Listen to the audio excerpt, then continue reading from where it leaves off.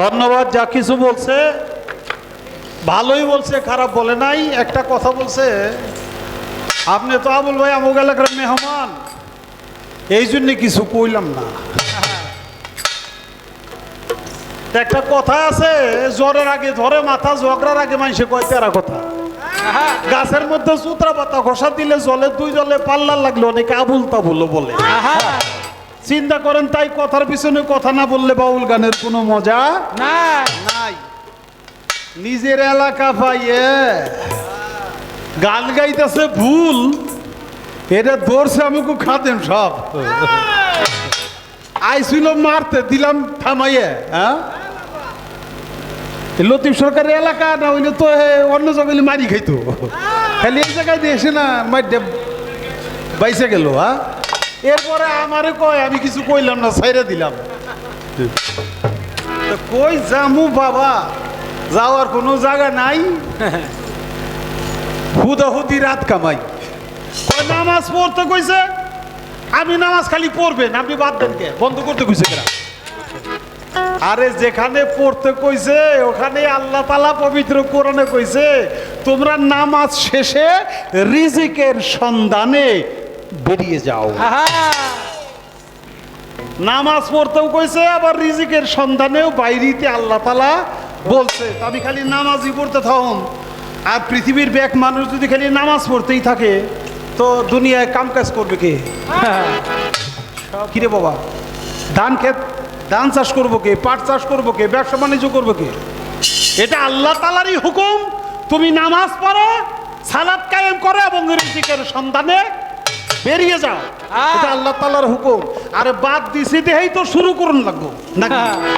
নামাজ পইরা বন্ধ করছি দেহি তো আবার শুরু করুন লাগবো। এই যে পাঞ্জেগানা 5 ওয়াক্ত, পাঞ্জেগানা যে 5 ওয়াক্ত, 5 ওয়াক্ত কেন 5 বার পড়ুন দেহি তো 5 ওয়াক্ত। আর যদি সবসময় পড়তাম এটা তো 5 ওয়াক্ত হইতো না। আচ্ছা, নামাজ লয়ে তুমি এত কামড়াকামড়ি করতেছো কে? আমি তোমার তো গত স্টেজেও নামাজ পড়তে কইলাম না। আমি কইলাম যে আল্লাহ তাআলা কোরআনে 82 জায়গায় সালাতের কথা বলছে। এক প্রকার সালাত যদি হইতো তাহলে আল্লাহ তাআলা 82 বার একই সালাতের কথা কইতো না। সালাত 82 রকমেরই আছে। আমি মেসাল দিতে যে বলছিলাম যে গান করতেছি এটাও সালাতে গণ্য, যারা শুনতেছে বইয়া এটাও সালাতে গণ্য, যারা জিকির করতেছে এটাও সালাতে গণ্য, যারা ঘুমায় রয়েছে তাদেরও শ্বাস প্রশ্বাসে, এই যে শ্বাস প্রশ্বাস নাসিকা দিয়া যাইতেছে আসতেছে বাতাস, এই বাতাসেও আল্লাহর নামের জিকির করে, এই ঘুম পাড়াটাও এক প্রকার সালাত। এটা আমি কই নাই? তেরে কর পরেও তুমি সালাত লইয়া নামাজ লইয়া এতেই শরীয়ত মারফত পাইলে নাকি? মিয়া, শরীয়ত মারফত কারে কয়, নবত বেলাত কারে কয়, এটাই বুঝলা না তুমি এখন পর্যন্ত? তুমি আমার এত বড় একখান বই দিয়ে গেছো গা। আমারে কয় মৌসুমি ফল ধরে কলমায়, এই মৌসুমি ফল খাওয়ান লাগবো। এটা আপনি খালি বসে বসে চা খায়েন না, মৌসুমি ফল আপনিও খায়েন, আমাকেও খাওয়াইয়েন। তোমরাও মৌসুমি ফল খাইছো কিন্তু বুঝো নাই। তোমরাও মৌসুমি ফল খাইছো, সবাই খাইছে কিন্তু বুঝে নাই মৌসুমি ফলটা কি। আমার বাজান একখান গানের মধ্যে বলছে মৌসুমি ফলের কথা, আমি সে গানটা করি।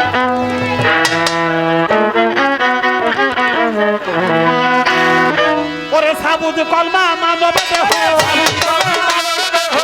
সাবুত কলমা মানব দেহ, কইরা লওজা বানা কলমা পড়লেই মুসলমান হইবা না, কলেমা পড়লেই মুসলমান হইবা না।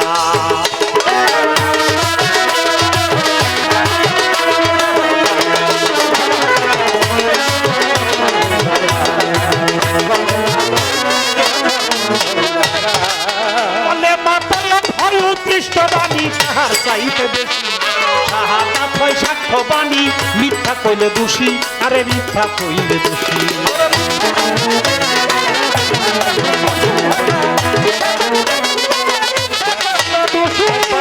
কলমা পইরা দেখো আল্লাহর নিশানা,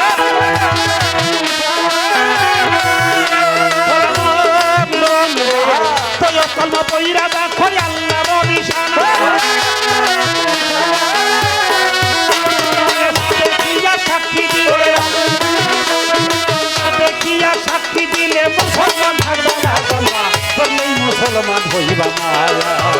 কলেমা পড়লেই মুসলমান হইবা না।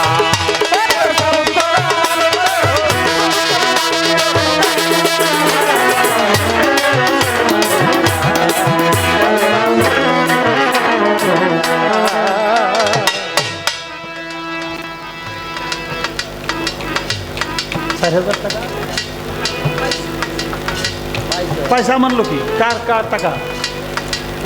কার টাকা? ও দোকানদার। কয় টাকার নোট? হ্যাঁ, 2টা 1000 টাকার নোট, 4টে 500 টাকার নোট। এই টাকা দিয়ে দেবো। আমার এই ছেলেটা পাইছে, এই ছেলেটা এসে আমারও বলছে যে 4000 টাকা পাইছি। হ্যাঁ, এই যে নাও বাবা 4000 টাকা, এই যে তুমি যে বলছো। হ্যাঁ, অলির দরবারে খাঁটি লোক এখনো আছে আছে। ও কিন্তু ওই যে আমার সাথে ঘুরে ফিরে গে, হ্যাঁ এমনি, কিন্তু টাকার লোকটা ও করে নাই। ধন্যবাদ বাবা। এই খাদেম সাহেব, একটা কথা কমু, বেজার হইবেন না তো? ওই যে লতিফ সরকার যে ভুল গান গায়, কেন গায় জানেন? ওই যে এক গান ধরছে পরে আপনি 1000 টাকার নোট দিচ্ছেন না, এই জন্য মনে করছে জাগাবো তাই চলবো। আমার প্রশ্ন করছে কি, আমার যে প্রশ্ন করছে, এই প্রশ্ন কি আমি জবাব দিব কোন জায়গা থেকে? এই জবাব দিতে গেলে গভীরে যাইতে হবে। গভীরটা হইল বেলায়তের জবাব, আর বাহ্যিকটা হইল নবুয়তের জবাব, নাকি? বর্তমান এই যে কলমা পড়লেই মুসলমান হইবা না। এই সাবুত কলমাই মানব দেহ এটারে কইরা লোগা ফানা। কলমা তো ভয় উৎকৃষ্ট বাণী, তাহার চাইতে বেশি শাহাদাত হয় সাক্ষ্য বাণী। মিথ্যা কইলে দোষী। প্রয়োগ কলমা পইরা দেখো আল্লাহর নিশানা, না জানিয়া সাক্ষী দিলে মুসলমান থাকবে না। এ বাবা, স্বাধীনতার যুদ্ধ, এই যুদ্ধের সময় পাকিস্তানি হানাদার বাহিনীর আইছে হইলে দেশে সব হিন্দু সব মাইরে ফেলাইব, দেশটারে দখল করবো। আইসা দেখে চতুর্দিকে আজান, হ্যাঁ হ্যাঁ আইলাম কোন জায়গায়, সব জায়গায় আজান দিতেছে, তাহলে তো এখানে মুসলমান আছে। তা আমরা কি করব? মারুম কারে আর সারুম কারে? তখন মুসলমান তো মারুম না, জিজ্ঞাসা করে तुम लोग मुस्लिम है? मुस्लिम है? है सासा मुस्लिम है तो कलमा बताओ। ला इलाहा इल्लल्लाह मुहम्मदुर रसूलुल्लाह। तुम लोग কোথায় যাও? तुम लोग सासा मुस्लिम है। ছাইরে দেয়, কারণ এই দেশে হিন্দু মুসলমান সবাই মিলে কলেমা মুখস্থ করছে, কোনো হিন্দু কলেমা বাদ রাখে নাই, মুখস্থ করে ফেলাইছে। কলেমা পড়ে যখন হিন্দুরাও মাপ পাওয়া যায়, তখন এই দেশের আবার আমাকে মিয়া ভাইরা ছিল রাজাকাররা,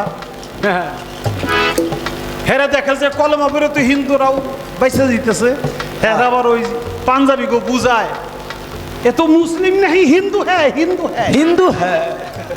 তো হিন্দু এতে কলমা বাতায়, কলমা কয় কয় এইভাবে হইব না, কলমা মুখস্থ করছে। কয় কি করেন লাগবো? কয় কাপড়া উল্টান লাগবো, কাপড়া উল্টান লাগবো বর্তমান দেহে। হ্যাঁ, কাপড়া উল্টান লাগবো। আমি কয় তোর লোক মুসলিম হয় কলমা বাতাও। কলমা কয়, কলমা পড়ার পরে কয় তোর লোক কাপড়া উল্টাও। দেখতা হয় तुम लोग हा पाता है ना फूलाता है। মানে কাটছে না কাটে নাই, কাটলে হা পাতা, না কাটলে ফুলাতা।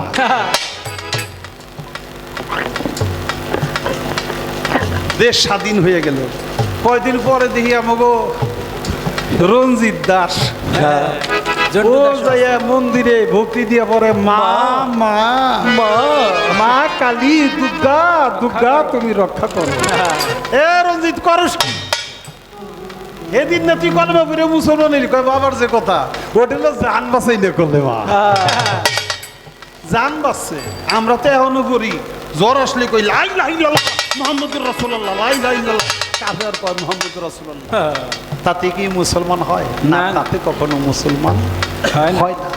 কেমন করে হয়?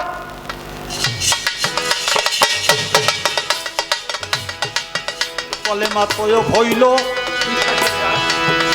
বাবা বিশ্বাসের গাছ, এইটা সকলে জানে না। গাছের উপরই ভাগ আবার রইয়াছে সীমানা।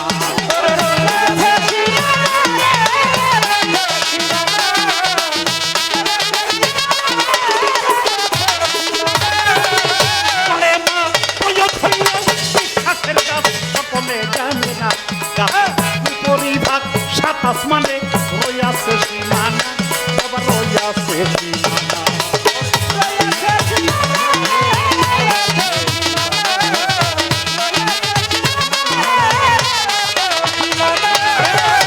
নিচের ভাগ সাত জমিন তক অযুদা বড় না।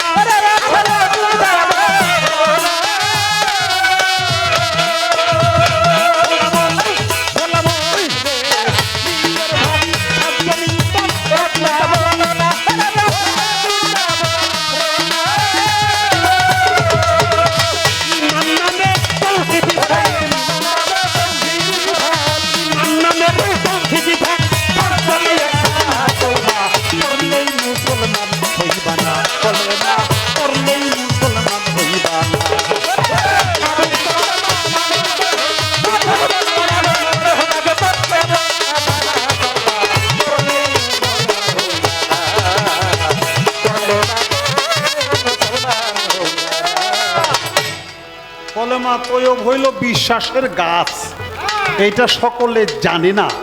গাছের উপরই ভাগ সাত আসমানে রইয়াছে সীমানা, নিচের ভাগ এই সাত জমিন তক অযুদ আবরণা। তাতে ঈমান নামে তৌহিদি ফল পাঁচ ডালে এক। ওই ইমানি ফলের রস হয় বিসমিল্লাহর বাণী। আল্লাহরে তা করজ দাওগা, হাদিস কোরআন জানি বাবা, হাদিস কোরআন জানি।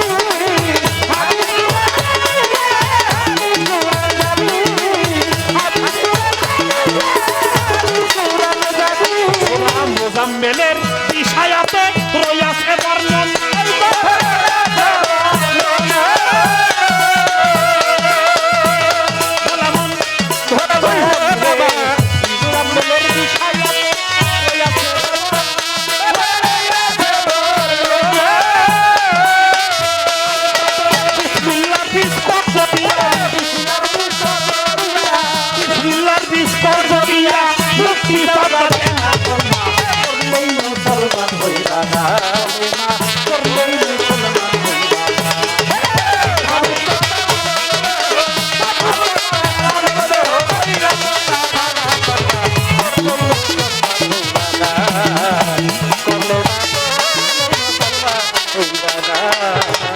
আল্লাহ বলে ওরে বান্দা কসম আমার জাত, আচ্ছা বাকারা সূরার 245 আয়াত, 245 আয়াত, 245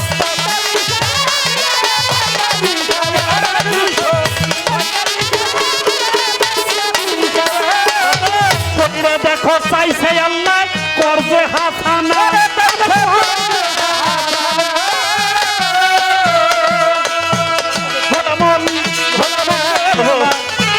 দেখো চাইছে আল্লাহ করবে হাসানা।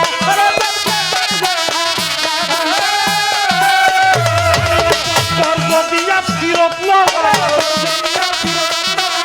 কর্জ দিয়া ফিরত লওয়া, ওইটার নাম হয় তৈয়ব কলেমা। করলেই মুসলমান হইবা না, করলেই মুসলমান হইবা না।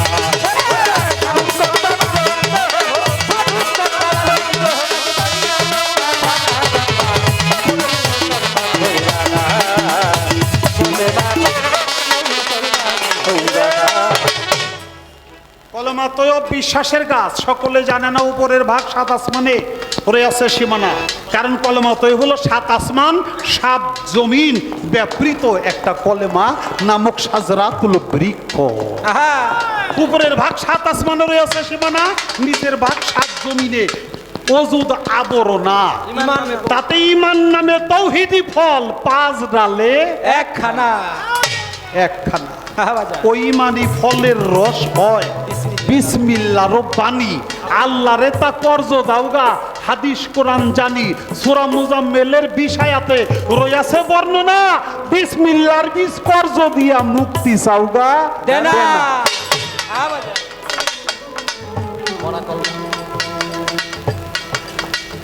আল্লাহ বলো ওরে বান্দা কসম আমার জাত, বাকারা সূরার 245 আয়াত কইরা দেখো চাইছে আল্লাহ কর্জে হাসানা একবার কর্জ দিয়া ফেরত পাওয়া, তার নাম হয় তয়ব কলমা।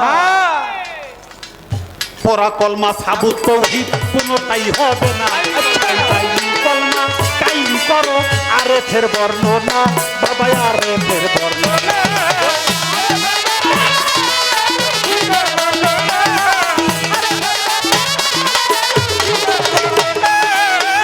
বাজান বলে কানা পীর না হক্কানি পীরের জানা, একজন হক্কানির কাছে জিজ্ঞাসা করবি, হক্কানির কাছে জিজ্ঞাসা করিল করোনার হইবা না, করলে মুসলমান হইবা না, করোনা মুসলমান হইবা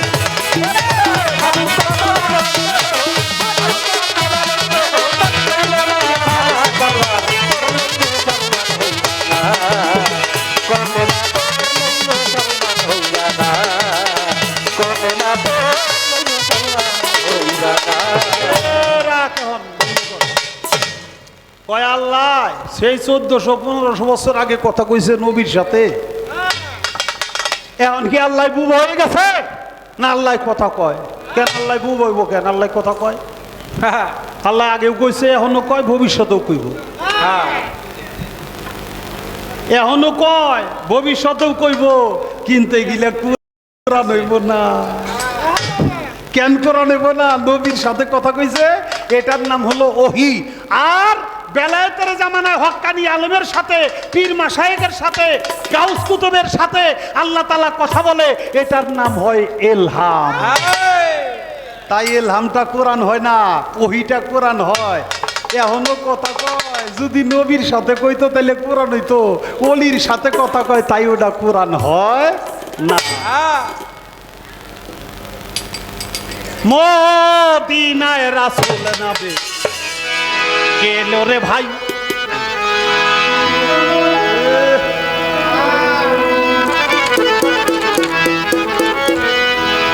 কায়া ভাবি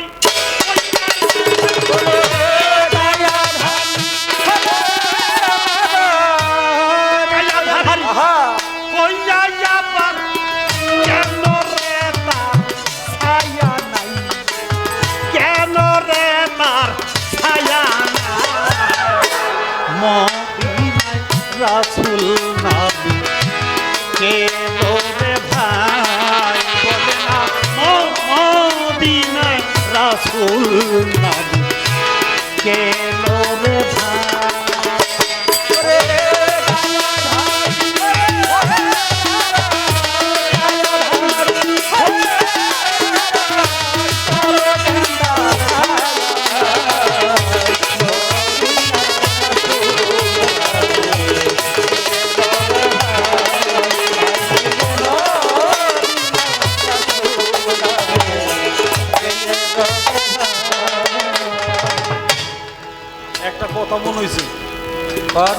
এই সারাটা রাত বইরে লতিফ সরকার আমার নৌবত পাল্লা দিয়ে খালি নামাজ নামাজ লইয়া নামাজের কথা বলল, অথচ নামাজের কথা জিজ্ঞাসা করলাম না, নামাজ পড়ার তাগিদ আমি দিলাম না না, তারপরেও খালি নামাজের কথা করতালি আছে। অহরহ নামাজ অলি আল্লাহদের হয়, এরা নিয়ে একবারও অস্বীকার করি নাই। আমি খালি জানতে চাই, হযরত মনসুর হাল্লাস রে যখন নাকি শুলে চড়াইব, দুইটা হাত কাটছিল, হাতের কবজি দুইটা কাইটা দিছে। এই দুইটা কবজি কাইটা দেওয়ার পরে মনসুর হাল্লাসের এখন শুলে চড়াইব। মনসুর হাল্লাস কয় আমার একটুখানি সময় দিবা। কয় একটু সময় দিয়ে কি করবি? কয় একটু সময় দিয়ে আমি নামাজ পড়ব। ওই দিন 2 রাকাত নামাজ পড়ছিল মনসুর হাল্লাস, দুনিয়ার কোনো পানি দিয়ে ওযু করছিল না। আমি জানতে চাই ওই ওযুটা করছিল কি দিয়ে, এবং এই মনসুর হাল্লাস 2 রাকাত নামাজ পড়ার কারণটা কি?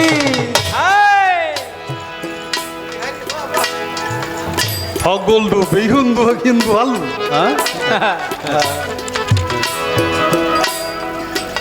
ওই যে নীলা পাগলি পেয়েছিল কারগুলার দান খেয়ে ইন্দুর লুতাল লুতা টের পাব না।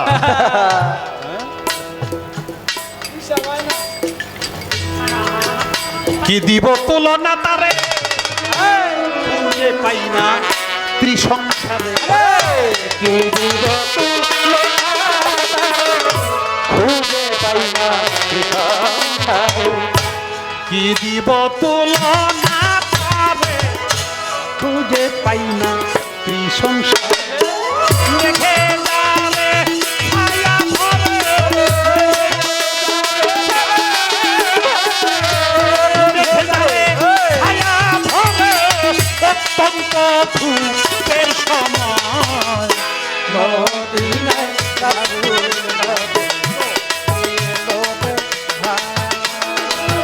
মদিনায় রাসূল কে এলো রে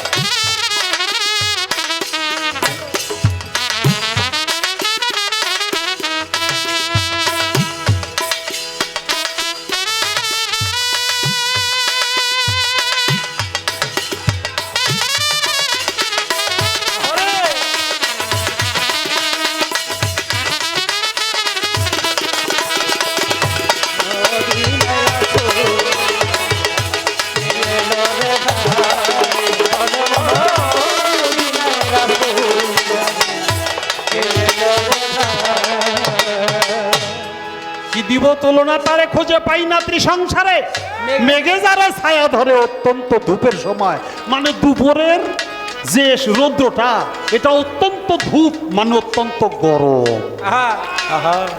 এখন তো মেঘ আমার নবীর উপরে ছায়া দেয়। মক্কার কুরাইশরা যাইতেছে বাড়ি যে ব্যবসায়, আমার নবী কয় আমিও আপনাকে সাথে যাবো, আমার নিয়ে নেন। আব্দুল মুতালিব কয় আমার বাইস্তেটারে যদি না নি তাইলেও তো কষ্ট পাবে, কারণ ওর বাবাও নাই ওর মাও নাই নাই, আমার সাথে যাই, আমাকে সাথে যাই, তুলে দিতেছে। মেঘখণ্ড ছায়া দিয়া রাখছে, বাতাস যায় একদিকে আর তারা যায় উল্টা দিকে, মেঘখণ্ডটা উল্টে দিকে যায়।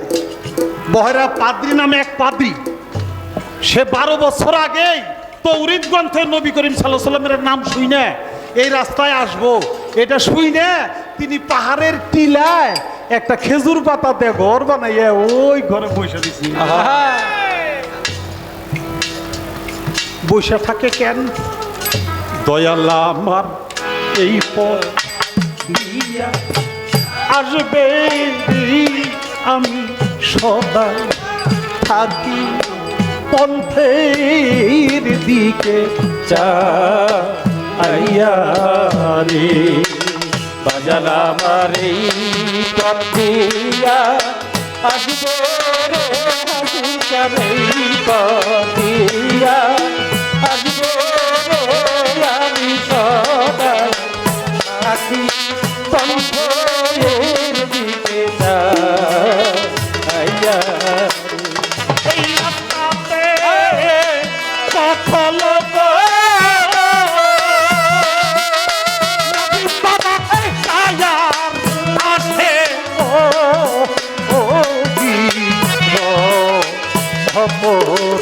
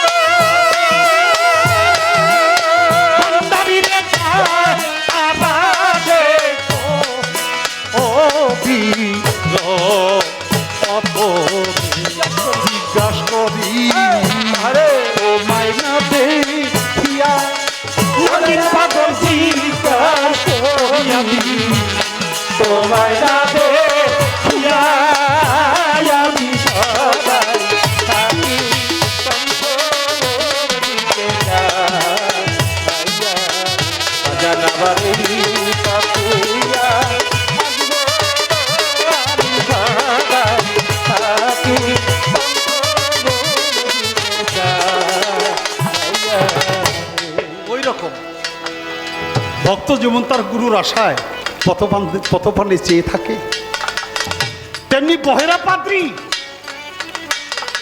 খেজুর গাছের পাতা দিয়ে ঘর বানিয়ে পাহাড়ের টিলায় বসে রয়েছে। যাইতে যাইতে 12 বছর পার হয়েছে। ওই যে ওই সময় কুরাইশরা নবীরের সাথে নিয়া ওই রাস্তা দিয়া সিরিয়ায় যাইতেছে বাণিজ্যে, চাইয়া দেখে পাদ্রী চাইয়া দেখে এক খণ্ড মেঘ আকাশে উজাই আসে, বাতাসে বাইটিয়া নেয় না। হায় হায়, কারণটা কি? আস্তে আস্তে নিচে নামতেছে। কাছাকাছি যখন আসছে চাইয়া দেখে রাস্তার দুই পাশের যে গাছগুলি, রাস্তার দুই পাশের গাছগুলি মাথা নত করে ওই দলের কাউরে যেন সেজদায় অবনত হইছে, তাজিম করছে। গাছেরাও আমার নবীরে সেজদা করছে। আমার নবীকে গাছে চিনে, আমার নবীকে মাছে চিনে, আমার নবীকে জিনে চিনে, আমার নবীকে নবীরা চিনে, ফেরেশতারা চিনে, আল্লাহ চিনে, মানুষ যারা তারা চিনে, ও মানুষ যারা কেবল তারাই চিনে না। বহরা ভাদ্রি নিচের দিকে আইসা, তোমরা থামো, কোথেকে আসছো? থামো, তোমরা কোথায় যাও? এই রাস্তায় ডাকাত চল নাকি? তোমরা ভালো না মন্দ আমরা বুঝতে হইব। আমার এলাকায় ঢুকছো, এরা সবাই থামছে। এই কথা সেই কথা সব জিজ্ঞাসা করে, এই তোমরা কোথেকে আইছো? মক্কা থেকে আইছি। মক্কা থেকে আইছো, তোমরা ভালো মানুষ না খারাপ মানুষ? কে জানে, কয় না আমরা খুব ভালো মানুষ। তোমরা কোথায় যাবে? সিরিয়া যাব। সিরিয়া কি করতে যাবে? ব্যবসা করতে যাব। কি ব্যবসা করবা? এই ব্যবসা করব কইতেছে। আর চাইয়া দেখতেছে মেঘখণ্ডটা যায় কি না। চাইয়া দেখে মেঘখণ্ড যায় না, ওই জায়গায় রয়েছে, দাঁড়াই রয়েছে। বুঝতে পারলো এর মধ্যেই আমার সেই নবী মোহাম্মদ সাল্লাল্লাহু আলাইহি ওয়াসাল্লাম আছে। কিন্তু কে এটা তো জানে না। সব জিজ্ঞেস কইরে, বাবা তুমি একটু বসো, বসো, বসো, সামনের দিকে বসো, বসো। যে আমার বাড়িতে একটু দাওয়াত আপনাদের খাইতে হইব, আপনারা খুব ভালো মানুষ, বুঝতে পারছি। একটু দাওয়াত খাইয়া তারপর যাওয়ার লাগবো। কয় আলহামদুলিল্লাহ, স্বীকার করলাম। দাওয়াত খাইতে সবারই নিছে। আর আমার নবীরে কয়, ওই মোহাম্মদ আমাকে মাল সামানাগুলি জায়গায় পাহারা দে, তুই বসে থাক, আমরা সবাই খাওয়া দাওয়া কইরে তারপরে আমরা তোর জন্য খানা নিয়ে আসবো। আমার নবী বস্তার উপরে বসে রয়েছে, মালের বস্তার উপরে বসে রয়েছে। এরা সবাই খাইতে গেছে। এখন পাদ্রী চায়া দেখে মেঘখণ্ডই বাড়ি আসে নাই। চিন্তা করে গেলে মেঘখণ্ড আসলো না কেন? এই তোমাদের মধ্যে কেউ বাকি আছে? কয় না, কেউ বাকি নেই। কয় না, আমার মনে হয় কেউ বাকি আছে। আরে আমার ভাইস্তে মোহাম্মদ, ও পোলামার মানুষ ওরে বসাই থুয়েছি, মাল সামানা পাহারা দিতেছে, আমরা খাওয়া দাওয়া করে আবার ওর জন্য খানা লোক। চিন্তা করেন না। আর বহরা পাদ্রী কয়, আমি যার জন্য আজকে তোমাদের সবাইকে দাওয়াত দিছি, আমার সেই মূল মেহমানটাই রয়ে গেছে, তাকে ছাড়া তো তোমাদেরকে খাইতে দেবো না। একটা দৌড় মারছে, দৌড়ে আসছে, আইসা দেখে মেঘখণ্ড টখরে রয়ে গেছে। আর আমার দয়াল নবী একটা বস্তার উপরে বসে রয়েছে। এখন নবীর চতুর্দিকে খালি আমার নবী বুঝতে পাইরে এই ঘাড়ের কাপড়টা সরিয়ে দিছে। মোহরে নবুয়ত দেখা বহেরা পাদ্রী সাথে সাথে একটা চুমা দিছে। চুমা দিয়াতে আর বলল যে আপনি কি কোনো নতুন ধর্ম প্রচার করেন? কয় না। কয় আমার দুর্ভাগ্য,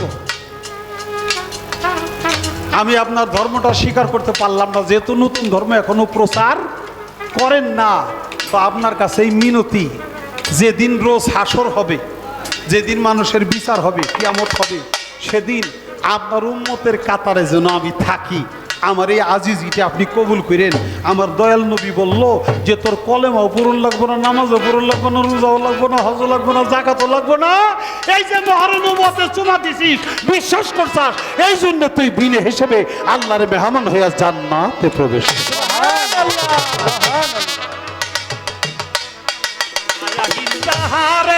দেখি ছায়া হিংসা হার কায়া ত্রিভুবনে পাবি ছায়া হিংসা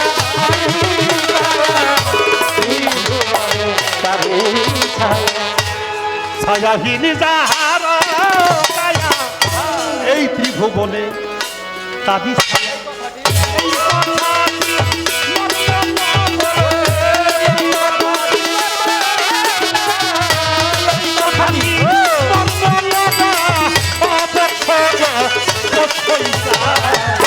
মদিনায়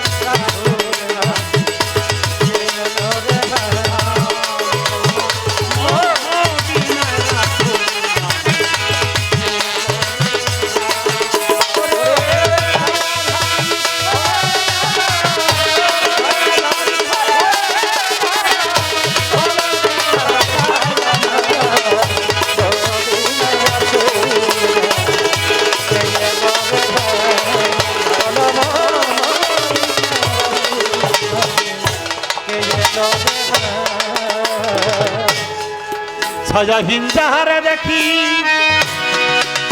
দেখি দেখি শরিক নাই সে লাশাবি ছায়াহীন যাহারে দেখি শরিক নাই সে লাশাবি ছায়াহীন যাহারে দেখি শরিক নাই সে লাশাবি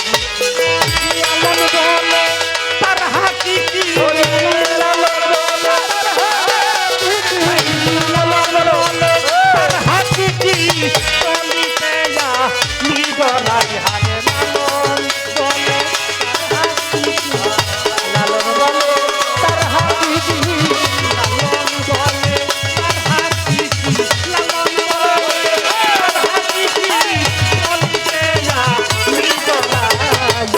মদিনায় রাসূলুল্লাহ কে বলে ভাই বাবা কে বলে ভাই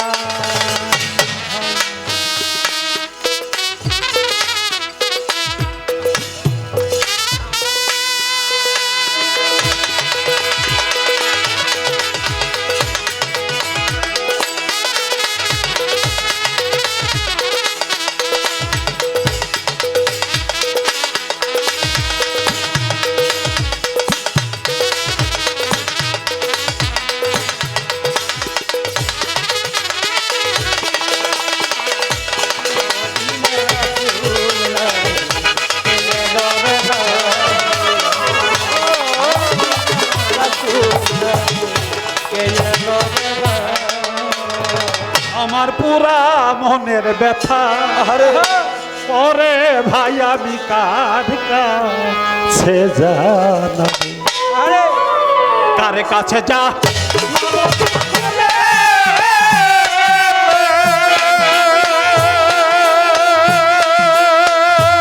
ভান্ডারি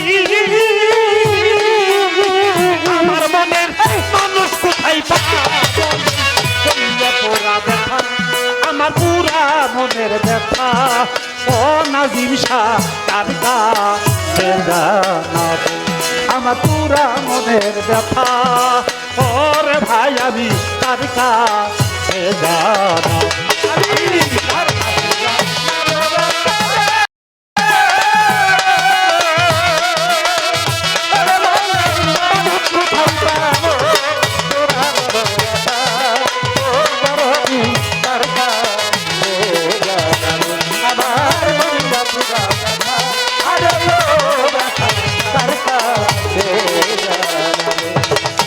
মায়ের কাছে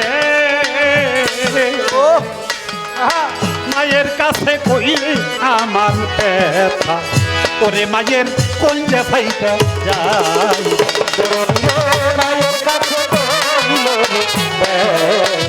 ওরে মায়ের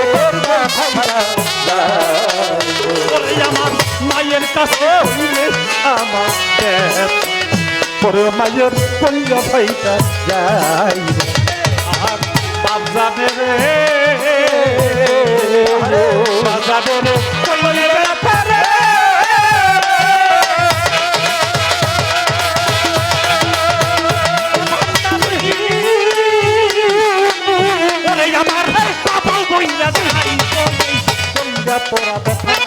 আমার পুরা মনের ব্যথা ওরে ভাই আমি কার কাছে জানাবো আমার কলিজা পুরা ব্যথা ওরে ভাই আমি কার কাছে জানাবো আমি কার কাছে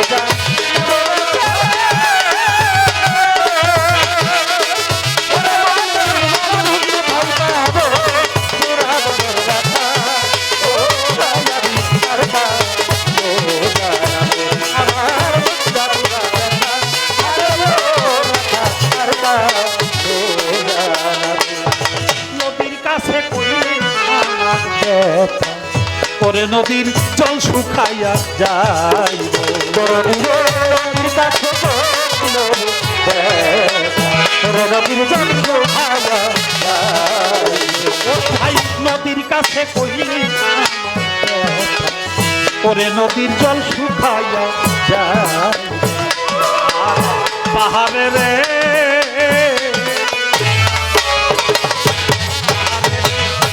কইলে ব্যথা রে।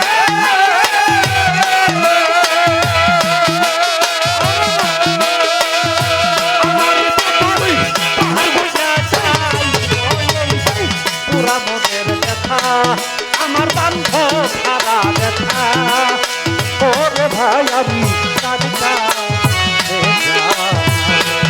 আমার কলিজা পোড়া ব্যথা ওরে ভাই আমি কাঁদতা আমি কাঁদতা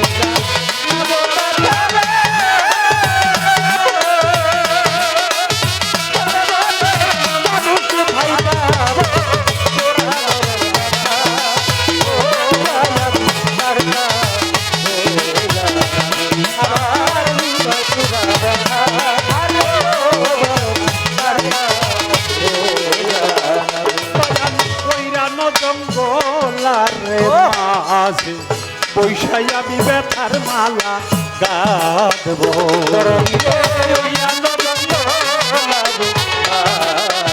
বৈশাই আমি ব্যথার মালা কইরানো জঙ্গলারে মাঝে বৈশাই আমি ব্যথার মালা গাঁথব আমার নাজিম চান্দে নাজিম চান্দে তাইলে কাছে রে ব্যথার মালা তার গলাই পড়া কইয়া পড়া ব্যথা আমার মুর্শিদ হারা ব্যথা ওরে ভাই আমি তার কাছে জানাবো আমার বান্ধব হারা ব্যথা ওরে ভাই আমি তার কাছে জানাবো আমি তার কাছে জানাবো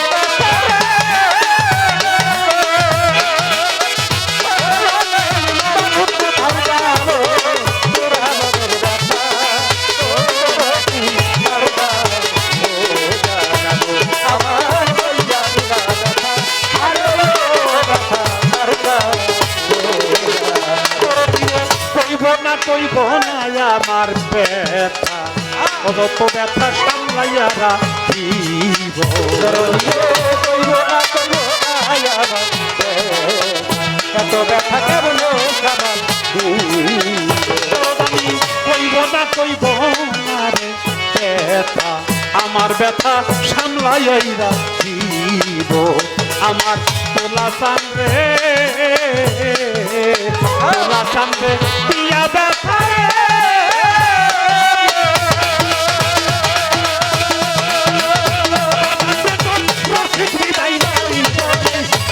তোরা ব্যথা আমার মুর্শিদ হারা ব্যথা ও নাজিম তার কাছে জানাবো আমার ভান্ডারি হারা ব্যথা ও বাজা দাদি তার কাছে জানাবো তার কাছে জানাবো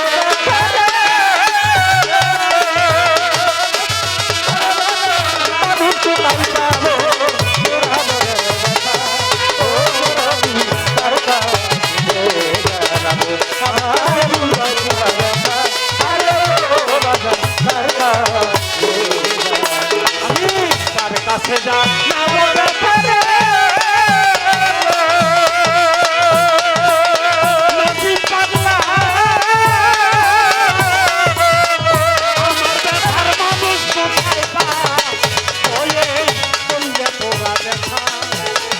আমার মুর্শিদ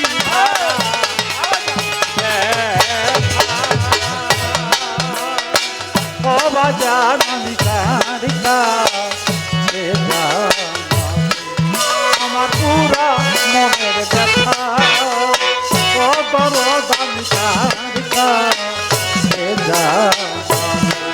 আমার কইলা পুরা ব্যথা ওরে বড় আমি কার কাছে ভেজা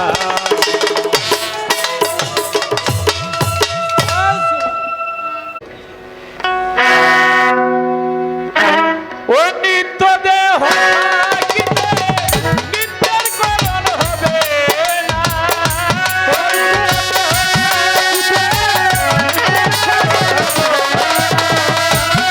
নিত্য দেহ থাকিতে নিত্যের করণ হবে না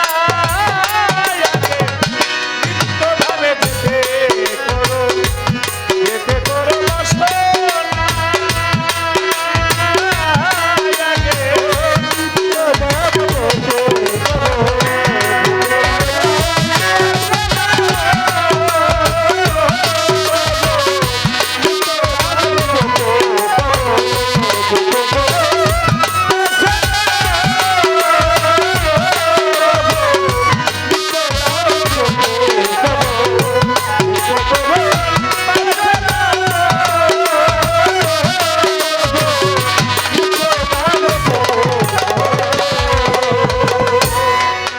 আগে নীলানিত দুটি শব্দের অর্থ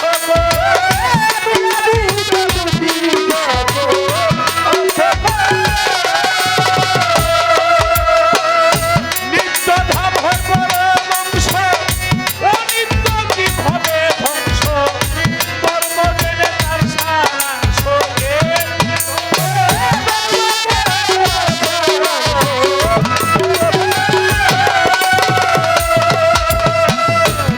গুরুগঞ্জে মিলবে সেই মুক্তির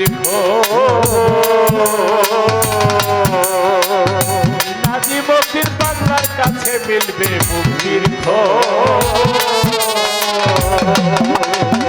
বিষয়কার মহামায়া একে চলো ভবের জঞ্জাল বিষয়কার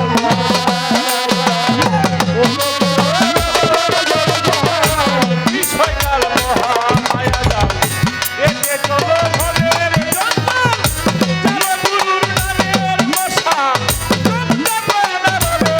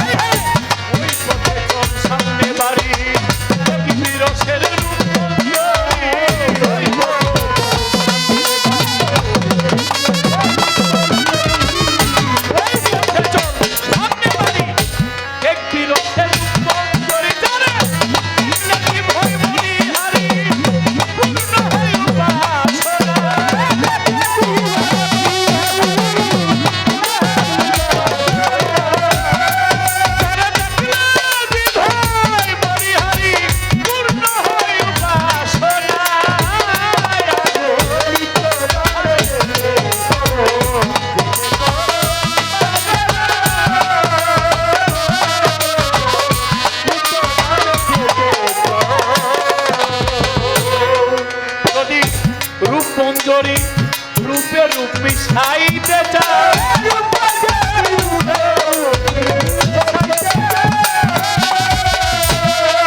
যদি নাজি মন্দির পাগলার রূপে রূপ মিশাইতে চাই আলী আহমদ ভাই অনুরাগ সাধনার বলে মিশে গেলে আর কি চাও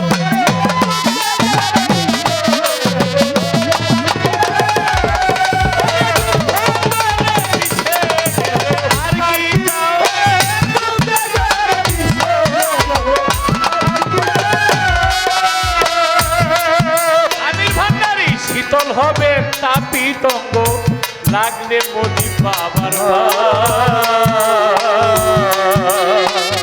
শীতল হবে তাপিতঙ্গ লাগলে প্রেমের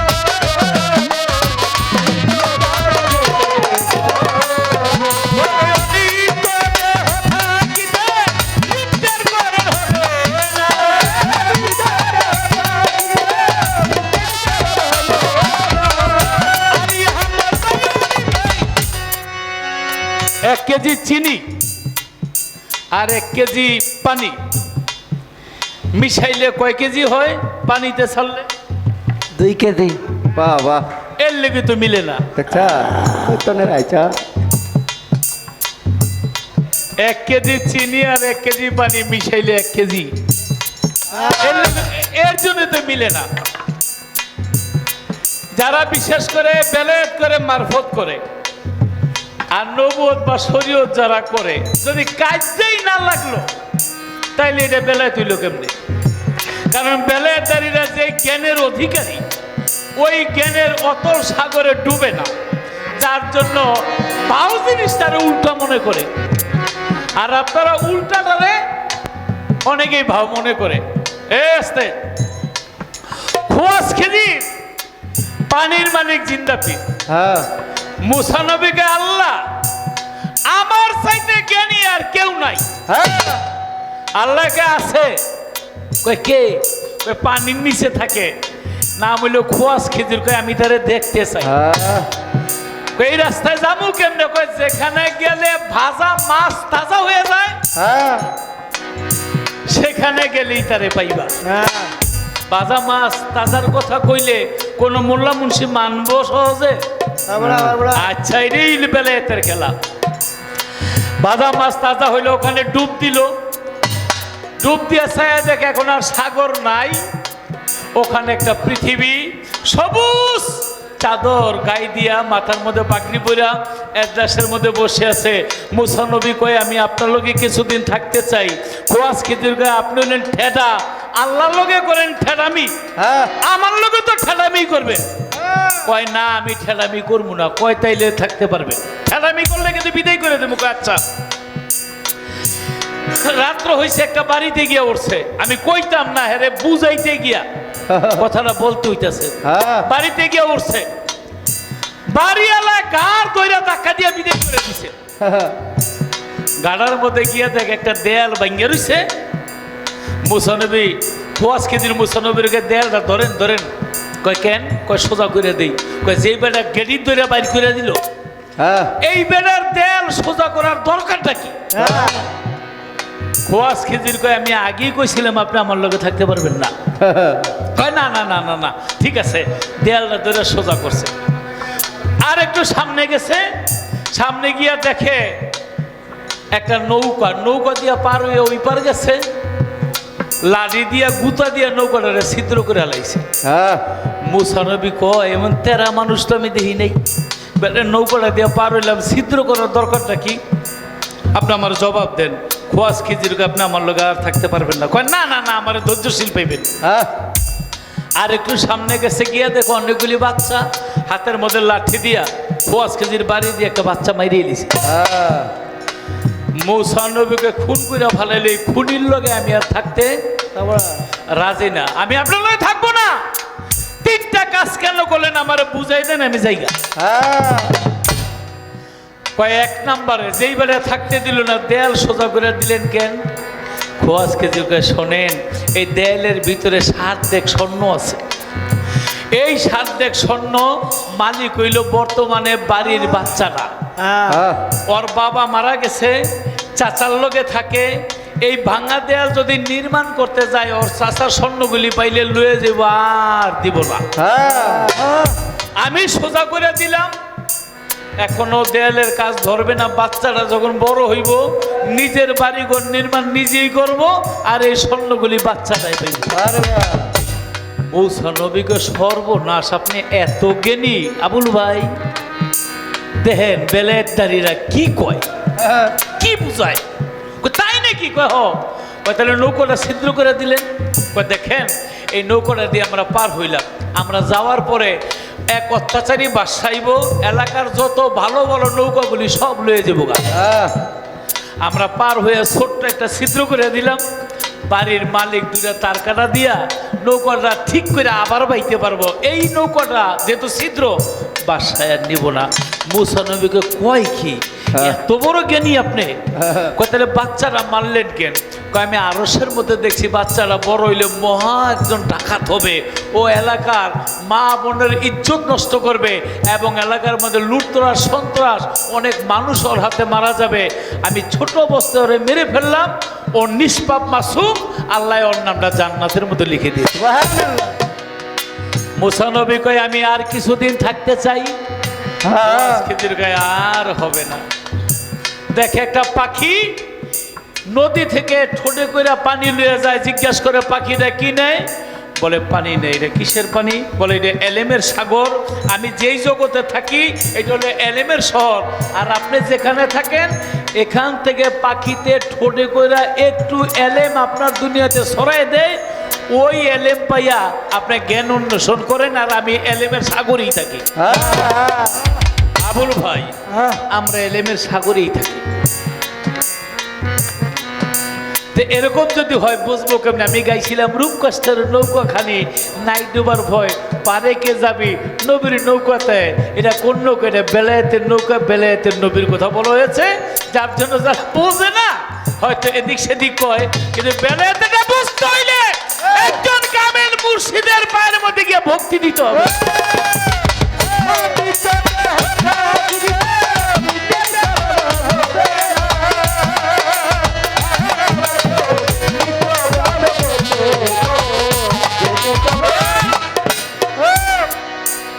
কয় যেটা এলহাম, এটা কোরআন হয় না, এটা বড় কোরআন। আপনার আমার প্রেম, এখানে আবার মাঝখানে গডক থাকবো কেন? আল্লাহ নবীর কাছে জিবরাইল মাধ্যমে যে ওহী আনছে, ওগুলি যদি কোরআন হয় আর সরাসরি আল্লাহর ওলির সাথে কথা হয়, এইটা কোরআনের চাইতে কোরআন। মনসুর হাল্লাজ 2 রাকাত নামাজ পড়ছে কি দিয়া? রক্ত দিয়ে ওযু করছিল। হ্যাঁ, শরীয়তের মধ্যে আছে রক্ত লাগলে ওযু মাকরু হয়ে যায়। ওযু কি এত সোজা? তিনি হাত কাটার পরে 2 রাকাত নামাজ পড়ছিল রক্ত দিয়া। 2 রাকাত নামাজ কেন? তার 2 পদের ভক্ত ছিল। এক ধরনের ভক্ত মনসুর হাল্লাজের জন্য কেঁদেছিল, তাদের জন্য 1 রাকাত, আর যারা মনসুরে পোড়াইছে তাদের জন্য 1 রাকাত। মনসুর হাল্লাজের ভক্তরা বলেছিল, বাবা আপনারা যারা হাত পাও কাইতে আগুনে চড়ায় তাদেরকে কেমন ভালোবাসেন, করা 2টা নেক পাবে। কেন? ওরা শরীয়তকে প্রতিষ্ঠিত করছে। আমি যে বলি আমি খোদা, খোদার প্রেমে হইয়া আসো মনসুরে কয় আমতাল হোক, খোদার প্রেমে খোদার প্রেমে হইয়া আসো মনসুরে কয় আমতাল হোক, অবশেষে কয় আইনাল হোক, অবশেষে কয় আইনাল হোক। আমি আমার নিরঞ্জন রূপের ঘরে ডুবি যাবে,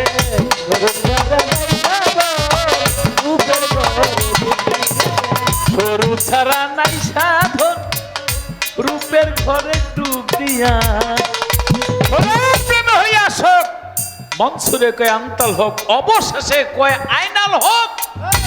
আমি আমার নিরঞ্জন। কার কোরআন পড়বেন, কার ইবাদত করবেন, একটু বুঝের করে আসেন। কায়াধারী হইয়া কেন বলো রে তার ছায়া নাই, মদিনায় রাসূল নামে কে এলো রে ভাই? কে বলে নবীর ছায়া নাই? লালন সাজির গানে বলেছে ছায়াহীন যাহার কায়া ত্রিসংসারে তাহার ছায়া, তার ছায়া ছিল। সেই ছায়াটা ত্রিসংসারে ছোট ছোট চক্ষু দিয়া দেখা যায় না। স্টেডিয়ামের ভিতরে খেলায় বাতি আছে দেখা যায়, কিন্তু এই বাতির আলোটা স্টেডিয়ামের বাইরে গিয়া পড়ে না, খেলোয়াড়রা বাতিটা দেখে। কিন্তু নবীর যে কায়া তারও ছায়া ছিল ত্রিসংসার। ওই যে লালন সাজি বলেছে ছায়াহীন যাহার কায়া ত্রিসংসারে তাহার ছায়া। ছায়াহীন যাহারে দেখি শরীক নয় সে লাশারি কি, লালন বলে তার হাকিকি বলিতে আমি ডরাই। আচ্ছা ছায়াহীন যাহারে দেখি শরীক নয় সে লাশারা কি, 63 বছর জীবনের নবী এই কথা বলতে পারছে? নবীর 63 বছরে ছায়াহীন যাহারে দেখি মানে নবীরই দেখি, শরীক নয় সে লাশারে কি, নবীদের লাশারে কি, এই কথা কি বলতে পারছে? লালন বলছে তার হাকিকি বলিতে আমি ডরাই। এই গানের মধ্যে বেলায়েতের গন্ধ পাই। দয়াল আমার এই পথ দিয়ে আসবে রে, এই তো তারামিয়ার ঘোর হলে আপনি আইয়া পড়ছেন। আমি সদাই থাকি পন্থের দিকে চাইয়া, দয়াল বলে কাঁদেন, দয়াল আমার এই পথ দিয়ে আসবে রে, সদাই থাকে পন্থের দিকে চাইয়া। সেই চাওয়াটা কোন চাওয়া জানি আপনি ওখানেই বলবেন। আবু বকর সিদ্দিক এক রাত্র কেঁদেছিল, এক রাত্র নবীর সাথে সহচর হয়েছিল। এই একটা রাত্র নামাজ না, রোজা না, হজ না, জাকাত না, কলেমা না, এই একটা রাতের ইবাদত ভরা পূর্ণিমার 10টা আকাশের তারার চাইতো বেশি নেট হয়েছিল একটা রাত্র। সেখানে সম্পর্ক ছিল গুরু আর শিষ্য। ইমাম সাহেব মসজিদের মধ্যে আজান দেয়, মুক্তাদি আইলে নামাজ পড়ে, অনেক সময় শুইয়া শুইয়া আজান দেয়। আছে না শীতের দিনে বাইরে না, আবার মুক্তাদি আসলে আসে না আসে নাই। কিন্তু একজন ভক্ত গুরুর জন্য চেয়েছিল, আহারে দয়াল আমার এই পথ দিয়ে আসবে রে, সদায় তাকি পন্থের দিকে চাইয়া। তোমার সামনে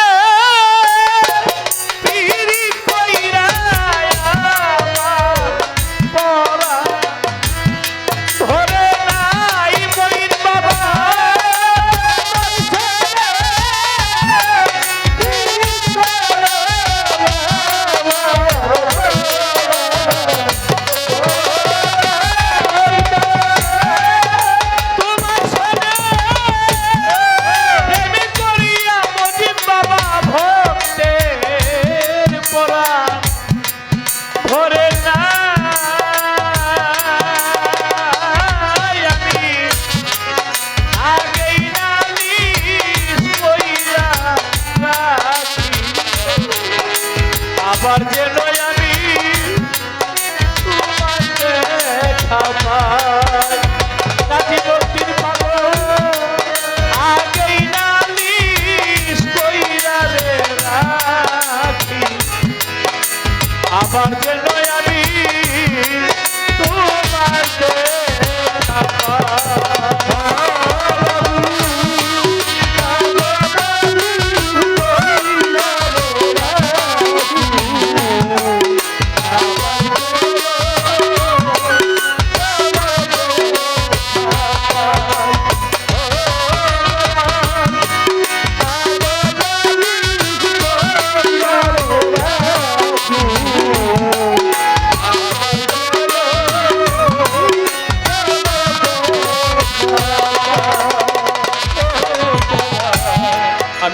গানটা গেয়ে বসে যাব, তাই আবুল সরকার এত বড় মাপের একজন শিল্পী, তারে একটা কিছু দিতে তো হয়।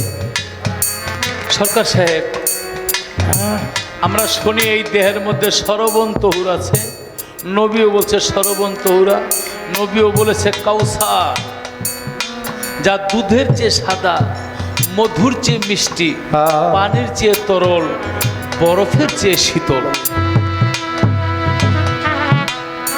যেহেতু নবীর সামনে বেলেত, পিছনে নবুয়ত, নবীর হাকিকি বাসারি মালিকি সর্বদিকে আছে, তাই গভীর রাত্রে এখানে তরিকাভুক্ত লোক আছে।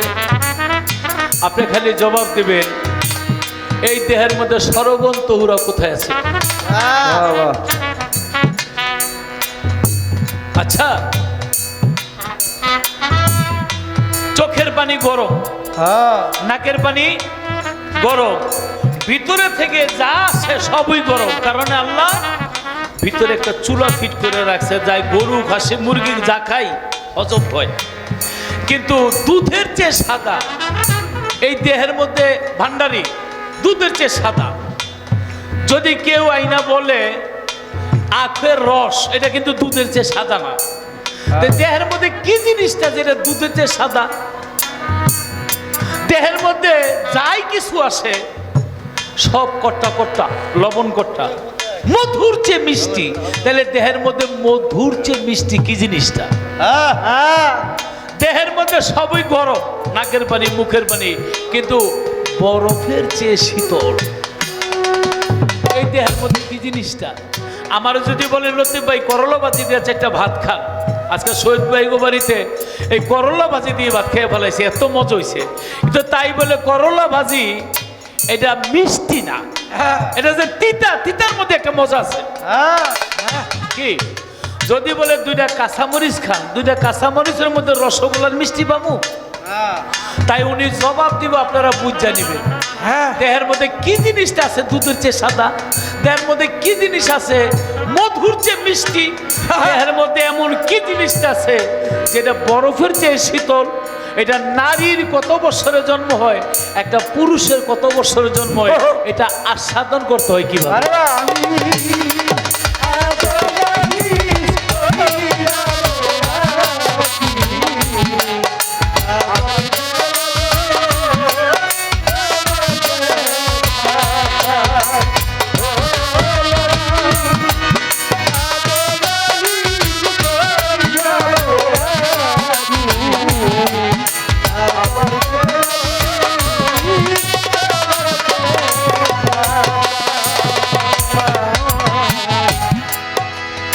মইন বাবার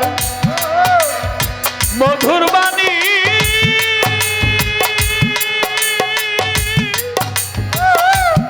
ওরে আমার মধি বাবা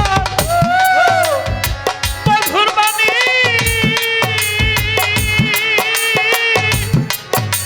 কত পরা ভৈরা শুনি আমির ভাই সেই সুর ধ্বনি আর কোথাও না পাই।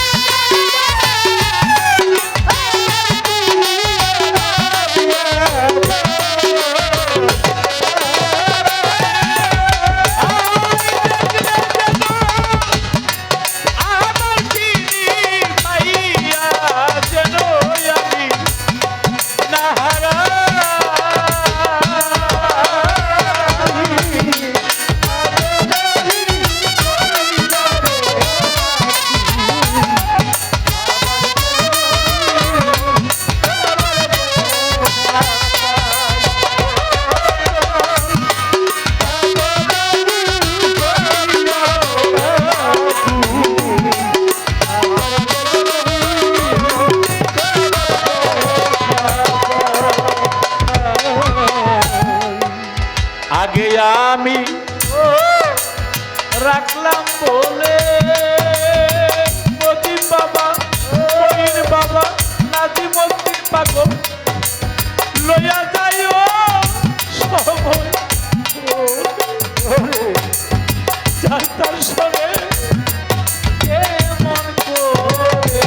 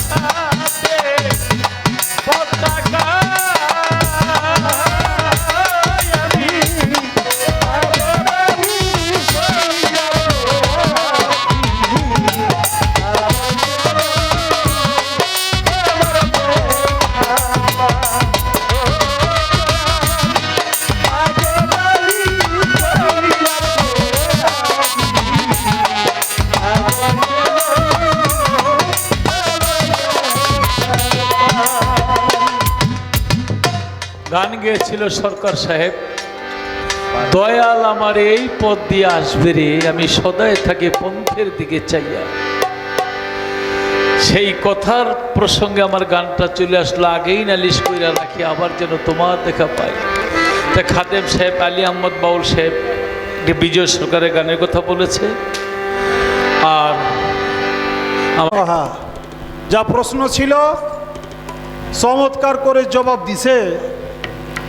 আমি আজকের বিষয়টা বুঝলাম না, লতিফ সরকার গান করতে এসে আমার যে প্রশ্ন করতেছে, প্রশ্নগুলি অনেক দামি, তা আমার পাল্লাটা যে নবুয়াত মনে হয় কতটা ভুলে যায় প্রশ্ন করতে।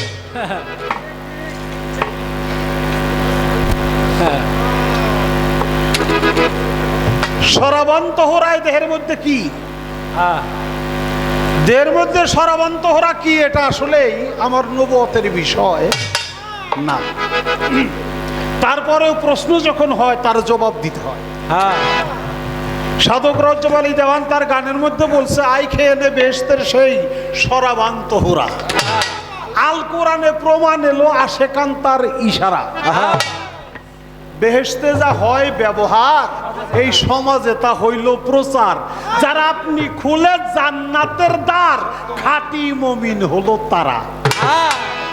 ওই মুমিনদের খেদমতের তরে এশকেরও পিয়ালায় করে প্রেম অমৃত সুধা ভরে, কত হুর গেলে মান সামনে খাড়া। নবী অলি ফকির সাধু পান করে তার দুই এক বিন্দু, জ্ঞান করে তা ধ্যান করে সে তার দীনবন্ধু। থাকে নেশাতে বেভোর জনম ভরা। সাধক রজ্জব সেই নেশার ঝুঁকে মুখে আবুল তাবুল বকে। জ্ঞান করে কেবল জ্ঞানী লোকে, অজ্ঞানী কয় পাগলরা। জবাবটা দিয়ে নিলাম। তো গান করছে চমৎকার, নিত্য ধামে যেতে যদি করো বাসনা। আচ্ছা, আমি নিত্য ধামে যাবো কেন? এ আমার বাসনা হইব কেন বাবা? সরকার গান করে আর আমাকে খাদেম সাহেব কুন্ডিলি আসে পিছিয়ে দিয়ে।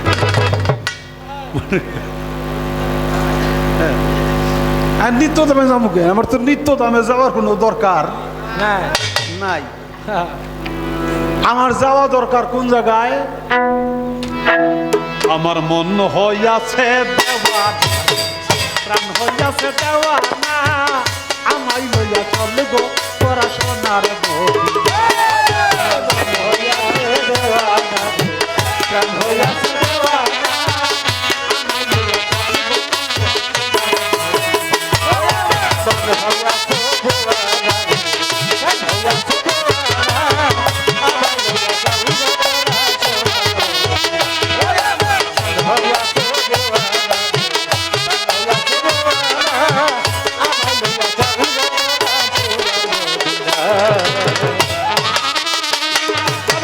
মদিনার রওজার ধুলি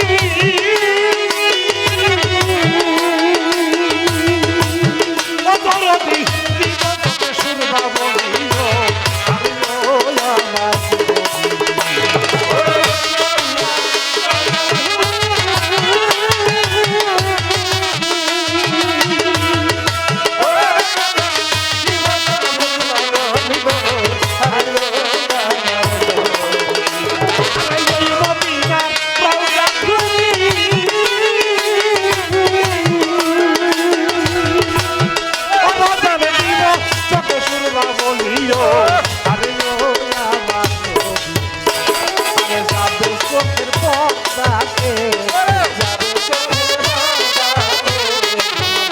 চোখের পর্দা কেটে অন্ধ নয়ন রবে না আমার নিয়ে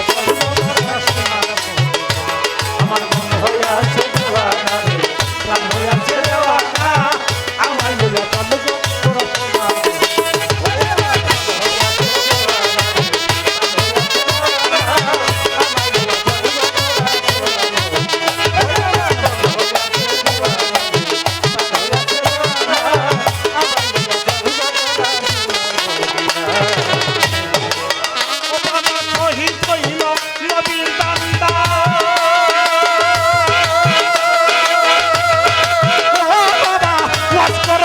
তোরা সন্ধানো আরে ও আমার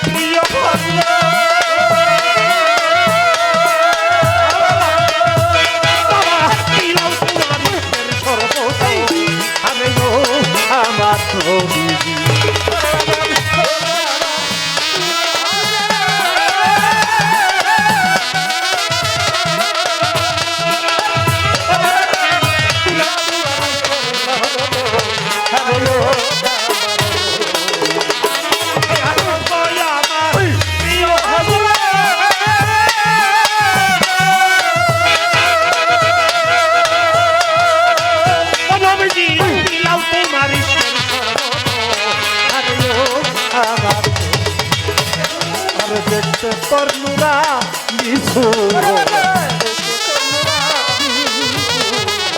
দেখতে তরুণরা মিশর খালে কেমন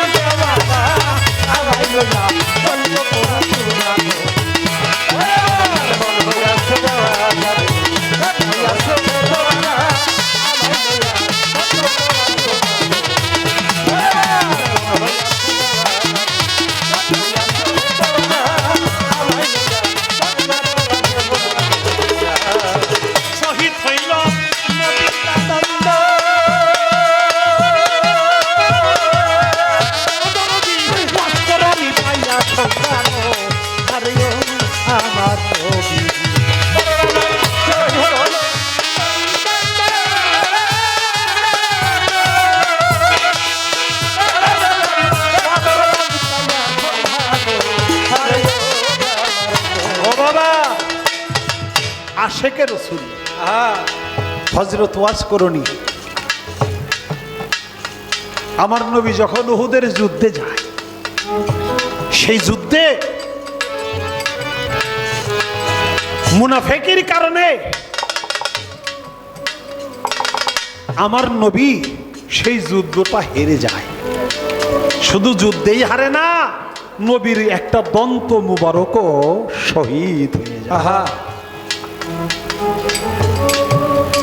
আমার আল্লাহ তাআলা বলে দিল, হে আশেকে রসুল পাগল ওয়াজ করনি, তোমার বন্ধু আজকে উহুদের যুদ্ধে যেয়ে তার একটা দন্ত মোবারক শহীদ হয়ে গেছে।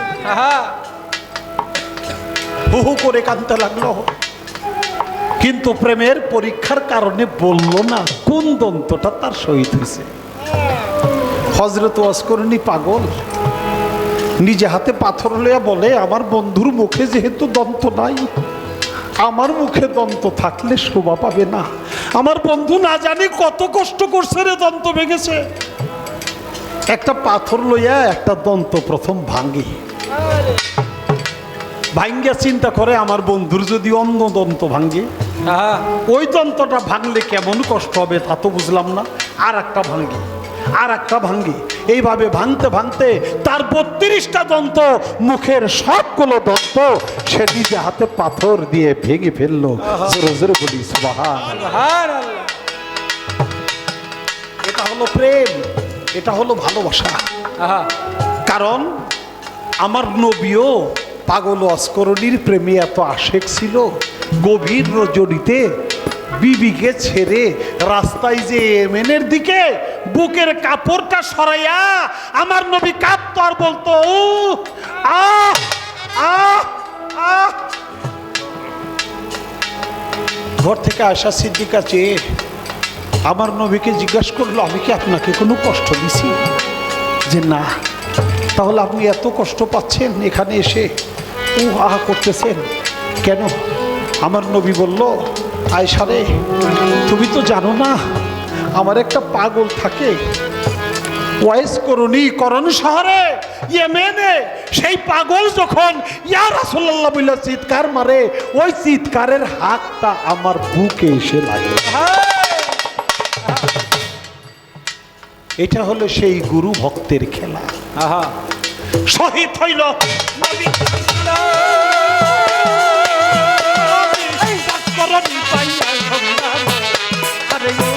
আমার শহীদ হইল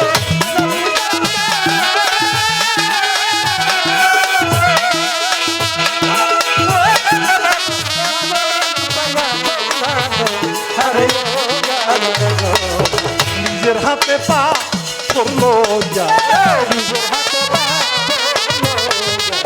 নিজের হাতে পাথর লইয়া একটাও দন্ত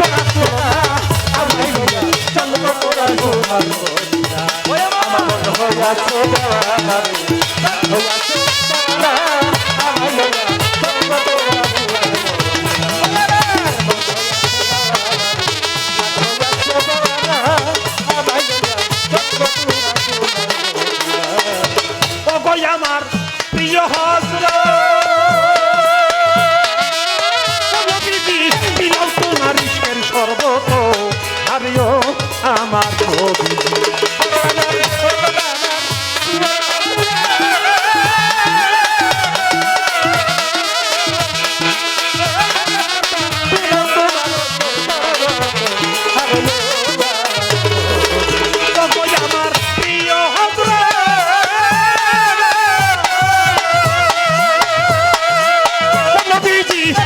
তোমার ইশকের শরবত, আরেও আমার দেখতে তনুরানি সুরো, দেখতে তনুরানি সুরত, খালে কেমন দেওয়ানা আমায় লইয়া চলবো তোরা সোনার মদিনা।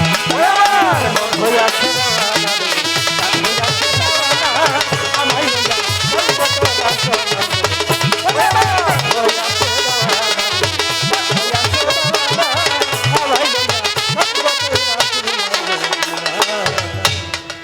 ওগো আমার প্রিয় হযরত, পিলাও তোমার ইশকের শরবত, দেখতে তোর নুরানি সুরত, হইছে খালেক দেওয়ান দেওয়ান।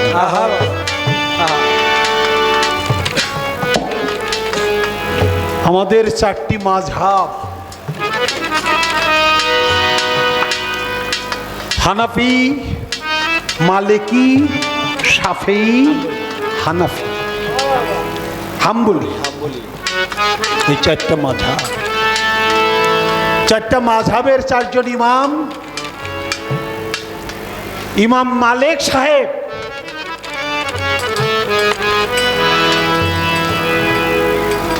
সে একাধারে 10 বছর কাবা ঘরে সে ইমামতির দায়িত্ব পালন করছে। পৃথিবীতে একটা মসজিদের ইমাম সে অনেক সম্মানিত, কিন্তু যদি কেউ বাংলাদেশে বাইতুল মুকাররমের জাতীয় মসজিদের ইমাম হয় তার সম্মান আরো অনেক ঊর্ধ্বে বেশি। তেমনি সারা পৃথিবী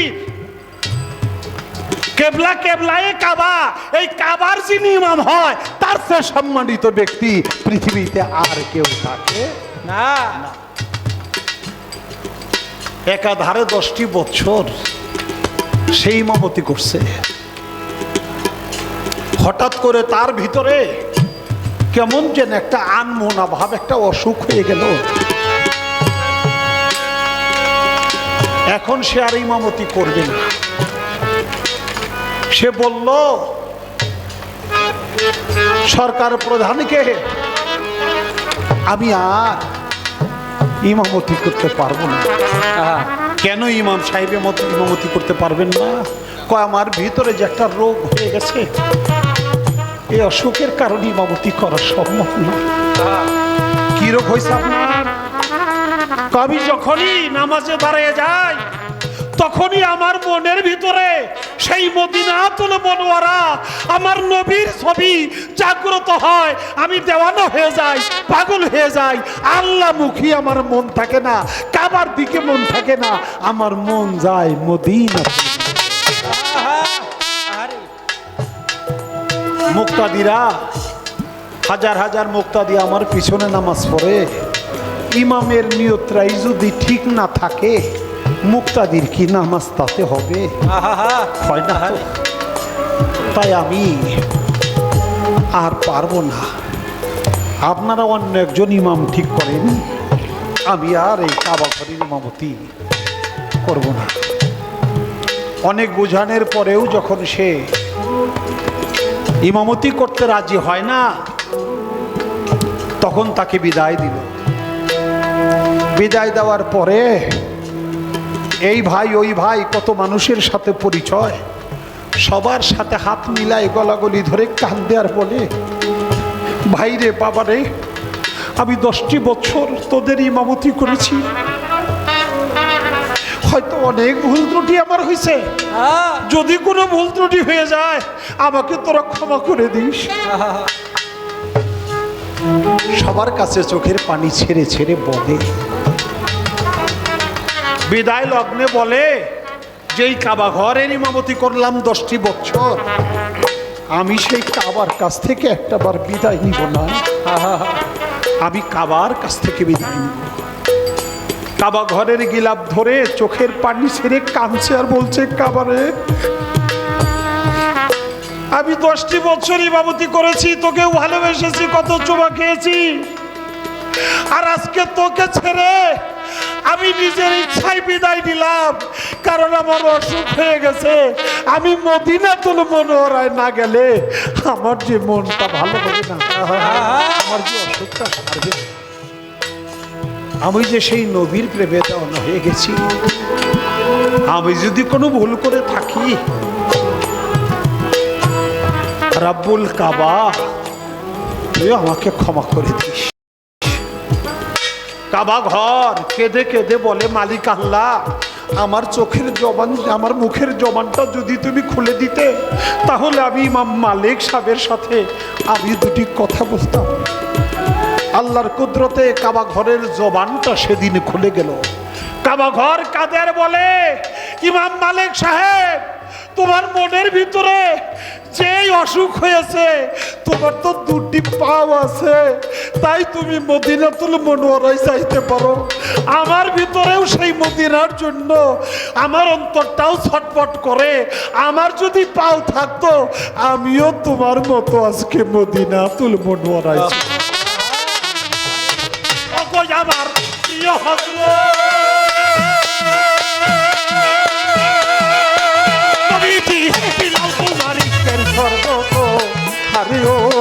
আমার নবী,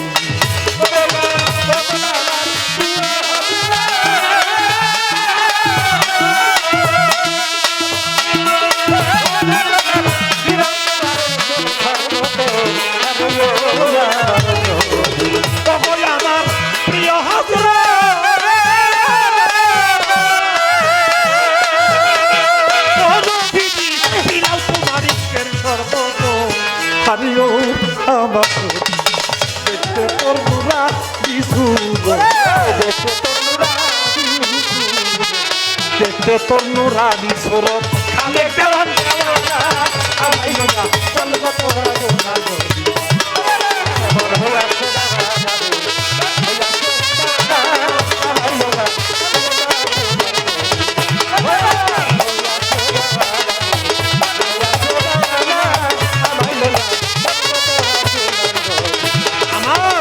হইয়াছে দেওয়ানা রে প্রাণ হইয়াছে দেওয়ানা